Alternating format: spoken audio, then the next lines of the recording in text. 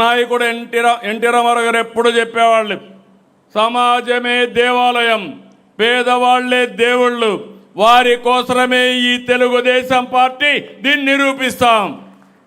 అందుకే సంక్షేమం, చాలామంది సంక్షేమం గురించి మాట్లాడతారు, కానీ డబ్బులు సంపాదించే మార్గం మాత్రం ఆలోచించరు. నేను అందుకే చెప్పాను, అభివృద్ధి చేయకుండా ఆదాయాన్ని పెంచకుండా ఉండే వ్యక్తులకి సంక్షేమాన్ని ఇచ్చే అర్హత లేదు.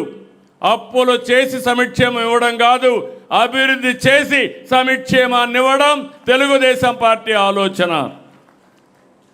అందుకే మళ్ళీ అందరికీ గుర్తు చేస్తున్నా, మొదలు తారీఖు వస్తే నాకు గుర్తొచ్చేది పేదల సేవలో.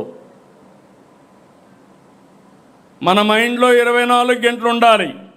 దానికోసం అనేక కార్యక్రమాలు మీరు తీసుకుని, తల్లికి వందనం, శ్రీశక్తి, దీపం, అనేక కార్యక్రమాలు మనం తీసుకున్నాం. ఇంకొక పక్కన అభివృద్ధి చేస్తే సంపద పెరుగుతుంది, పేదరికం తగ్గుతుంది. అదే సమయంలో ఆర్థిక అసమానతలు కూడా పెరుగుతాయి.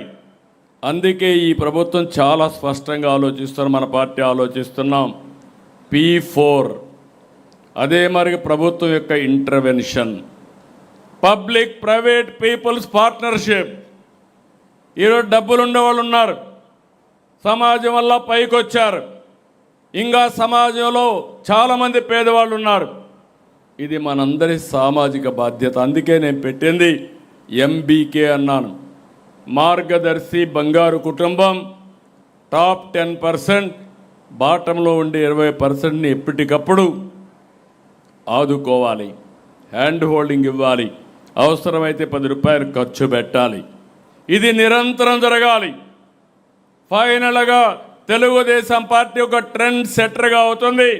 ఆర్థిక అసమానతలు తగ్గించి ప్రతి ఒక్కరికి మెరుగైన జీవన ప్రమాణాలు ఇవ్వడం తెలుగుదేశం పార్టీ సిద్ధాంతం అని మరొక్కసారి మీ అందరికీ తెలియజేస్తున్నా.